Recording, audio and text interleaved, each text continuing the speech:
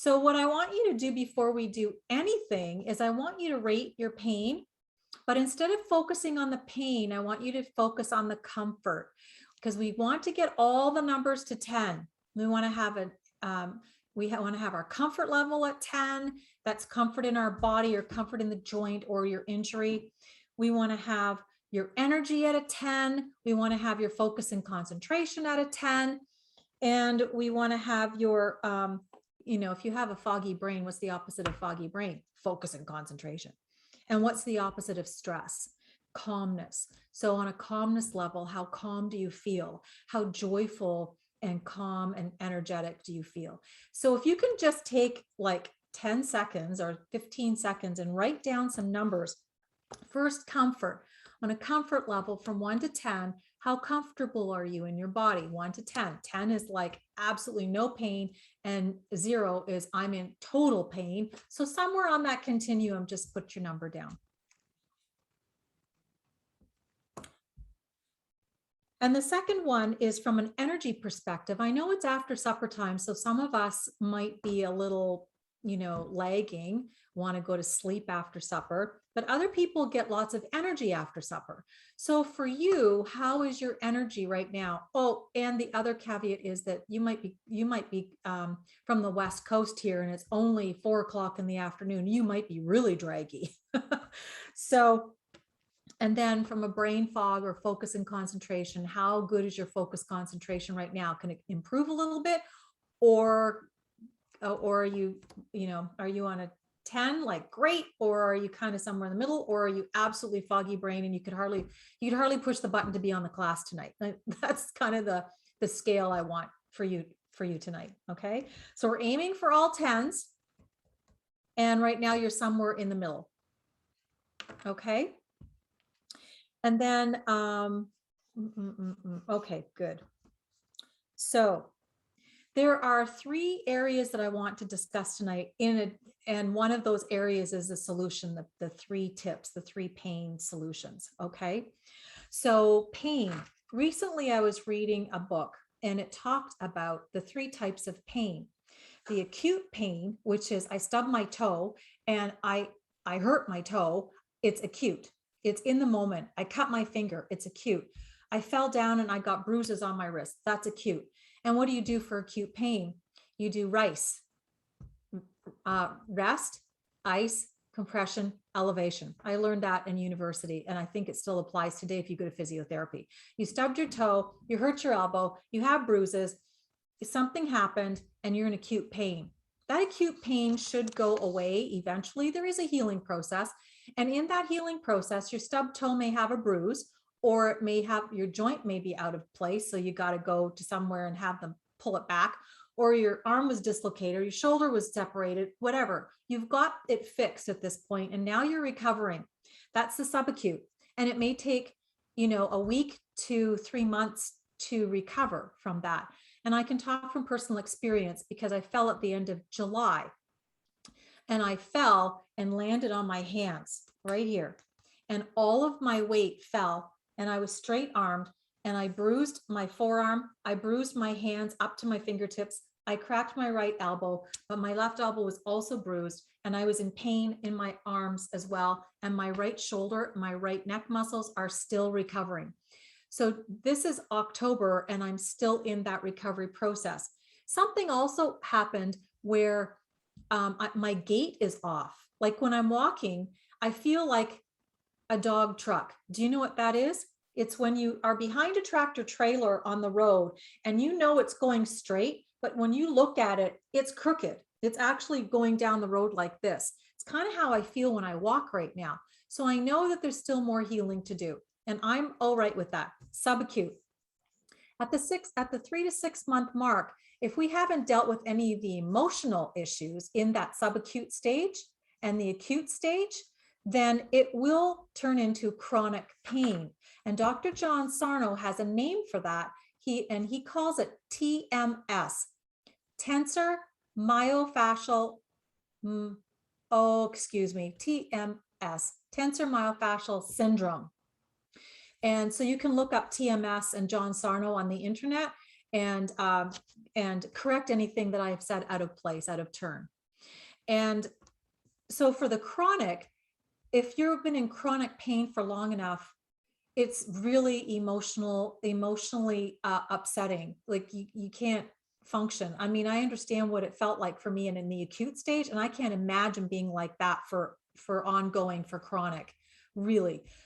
But if you had a bad doctor, a doctor with bad bedside manners when you had your acute pain, or if you had some issue happen while you were in acute pain, if something traumatic happened, or you were living your life and then something happened, that acute pain could change into chronic pain. And so what I'm here to tell you is that if you can address the emotional issues attached to any trauma in your life from early on to present, you will have a better chance at recovering from your chronic pain. So let me explain to it from a brain perspective. I'm getting chills because well, when I get chills like that, it just means it's the truth. So just so you know. So in the brain, when you have acute injuries, the pain accesses your spinal cord and the brain, and it's one part of your brain that is helping you deal with the acute pain. When you let a pain go, or there's some emotional attachment or some emotional issues, or which one came first, the injury or the emotion? Which came first, the chicken or the egg? Which came first, the injury or the emotion? And I'll explain it in a second. But when you're in chronic pain, all of a sudden, they call it chronification. The chronification process from acute pain to chronic pain is called chronification. And it moves in your brain from the acute center, your pain center in your brain, to the emotional center of your brain. And I think it's so fascinating. I think we've kind of always tiptoed around the idea that emotions are attached to pain, but we really never had any research around it. And Dr. John Sarno and his colleagues have done that research for us. So it's quite fascinating. And there is a process on an emotional level how to deal with that chronic pain. And the process has helped people like Howard Stern get out of chronic pain. You can hear lots of stories if you do YouTube Dr. John Sarno. Okay. So the other part of the conversation is on pain is it's, again, emotional or physical. And the third thing I want to say about pain is that we have lots and lots and lots of tools to deal with pain. Some of you have been to 10 doctors or 10 pain specialists, or you've tried this and that, and you've tried 20 million things that's an exaggeration, but you've tried a lot of things to get out of pain. And what I'm here to tell you is that the power of intent and the power of observation is key to your recovery. So when I say that, I mean, we're going to set the intention, which we've already done, which is we've measured our pain comfort, we've measured our energy level, we've measured our stress calmness, we've measured our focus concentration versus brain fog. We've already measured that. We have set an intention that we want to move the scale up to number 10. And when we do that, that's the first step in recovery, the intention. And when we are setting the intention, of course, when we live day to day in pain, we're going, oh my God, I can't handle this pain. Oh my God. Okay. So what did you just tell your brain? I can't handle the pain. Of course you can handle the pain. You just don't know the solution yet. So then I am going to introduce just one more technique to you. It's not the be all and the end all. It's one more tool. And when I talk about tools, some of you are into magnets. Some of you are into essential oils. Some of you have a chiropractor. Some of you have a massage therapist. Some of you know that alkaline water and ionized water is better than the acid reverse osmosis water. There's lots, and fruits and vegetables versus candy. There's lots of solutions, but it's a matter of, well, which one is right for me in this moment? Which one is right for me? Well, here's one more aspect of the toolbox. We're going to add the energy component. And so I'm going to give you these 3 tips that have to do with your energy. And I have to tell you, the one I'm going to do first, the lady was in a car accident and she had a headache for 18 months. Nothing would help it. And I mean, I said to her, would you like to do some energy work? She said, sure. So the very first thing I did was what I'm going to teach you right now. And after we did it, her headache was gone. So it's like, if your body never knows what it's missing, it won't know to ask for it. So I'm just going to give you one more tool. Okay. So this is the first one. You put your hand on your belly button, and then you're going to rub with 2 fingers on one side of the divot. There's a collarbone, and then there's a V. So you've got your notch here. So just go over. So there's a little soft spot underneath your collarbone. And then on the other side, it's the same. So 2 fingers on one side and your thumb on the other. Your hands on your belly button. You don't need to do anything with your hand except to hold it. And what we're going to do is we're going to engage our brain by moving. So just move your body side to side.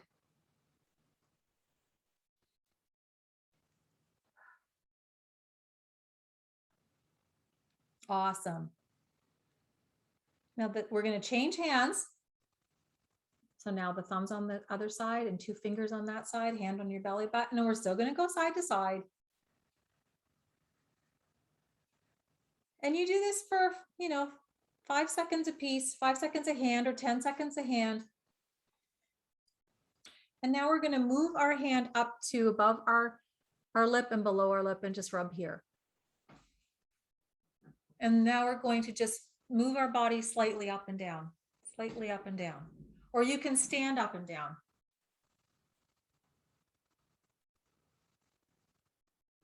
Change hands.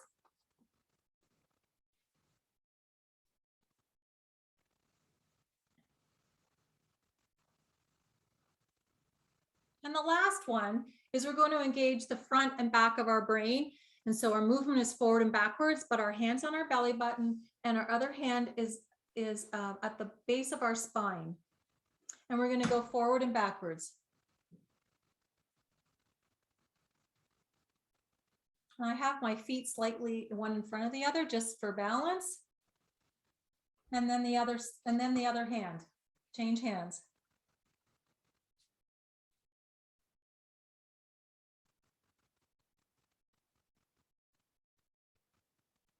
Okay, now this is the fun part. You're going to take your hands and put them at your pubic bone, and you're going to zip up to your bottom lip. Hands on your pubic bone, zip up to the bottom lip. This is the one, and then we're going to wiggle and jiggle it up and down and up and down. And then we're going to put 2 hands on our pubic bone and come up. And remember just to come up. So none of this, just up. All right. You may actually feel chills when you do this. If you're sensitive, you may feel chills on this. There, that's the first technique. And I want to also tell you something about acute pain. When you hit yourself, hurt yourself, oftentimes the brain will go, and it'll be, your brain is thinking that your energy is running backwards because it's really under stress. Our body only has our energy in our body, which are called meridians. Meridians are energy pathways in the body. They only run one direction. So if you get stressed or there's an impact that causes pain, your brain may actually not register that the energy is going the right way. So those exercises we just did will help your brain get reconnected. And I did this, I checked out my husband because he had an injury a couple of Sundays ago, and it was a head injury. So what happened was I knew that he was going to need some energy work. So what I did is that I checked to see which direction his brain was registering his energy. And sure enough, it was backwards. So I did these energy techniques with him. And it's amazing. I did it like right away in his acute stage, and he's much, much better. His recovery trajectory is so much better now. It's awesome. And speaking of which, the second technique for acute pain, but you can also do this when you have an ache and pain that just shows up out of nowhere, which is figure eights. And I talked about stubbing your toe before. Well, I did that when I was on a trip. and it was dark and it was a beautiful sand beach during the day. But at nighttime, I was running and I tripped over a bloody rock. Can you imagine on a beautiful sand beach in Mexico and there was a rock? Well, I found it and I tripped on it and I had a big bruise on my big toe. And it was bruised. I mean, bruised. I could barely walk on my foot. Well, I immediately sat down and I did figure eights over my toe. So if you've got an ache or pain right now, so sometimes my thumb gets sore just from, I'm a texter, right? So what you can do is you can just do a figure eight now, and that just looks like this, okay?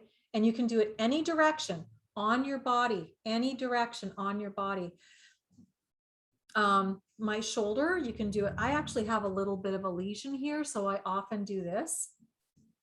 Just do figure eights on a lesion or a cut. I did figure eights on a blemish up here. I'll never know what the consequence was, but I actually had a biopsy because they thought it was cancer, and it turned out that it wasn't. But I had for the 2 weeks prior done this like 3 times a day. So I'll never know whether that was the reason why it was benign or not. But I'm just grateful that it's gone and there was no malignancy. There you go. So figure eights is the second technique. Okay. So for acute pain, again, I will use myself as an example. Where was the pain now? All I remember, it was on the large intestine meridian. And for those of you in the States, it's intestine, but for us in Canada, it's intestine. So, so what you do is wherever your pain is, you figure out what meridian it's on. And then what you do is you trace it back and forth and back and forth, always ending in the correct position. So I remember my elbow right here. I'll use the small intestine and heart meridian. So pumper to pinky, it goes like so to pinky and back, pumper to pinky and back, pumper to pinky and back, pumper to pinky. So end with pumper to pinky because that's the correct direction. I had to do this the other day because I worked really hard and I had a cracked elbow. So I worked really hard and I was in a lot of pain. So I did that and the pain went away. Pumper to pinky, pumper to pinky, pumper to pinky, and end up pumper to pinky. And the pain went away. And I go, hallelujah. The gratitude I have for that. Another thing, now this is going to be a bonus because we still have some time. We don't have much time, but we have one more time. Those of you who are in the tapping world may or may not know that each of those tapping spots are the beginning or the end of a meridian. So when you do the tapping procedure in the context of pain relief, it works because you're accessing many of the meridians when you're doing this. So that's an extra tip for you, but it's really important to understand that when we're in pain, our meridians are really integral to be balanced to help the body get rid of our pain. Pain is caused by the physical imbalance in our body, emotional imbalance in our body. It's a progression of acute to subacute to chronic. When we get to chronic, we need extra help, and possibly the energy work is that one thing that will help you push you to the next level of your healing process. So just please keep that in mind. And I'm doing a Meridian Magic Play Shop this weekend. So if anybody is interested in that, there's information in the chat for that, or you'll get an email from me in the next day or so. It's on this Saturday, October the 16th. So I am Heather Phillips, and I am a Meridian Magic Wizard or Meridian Magic Master. And I really want to help people and empower people to access the meridians to get rid of their pain, whether it's acute, subacute, or chronic.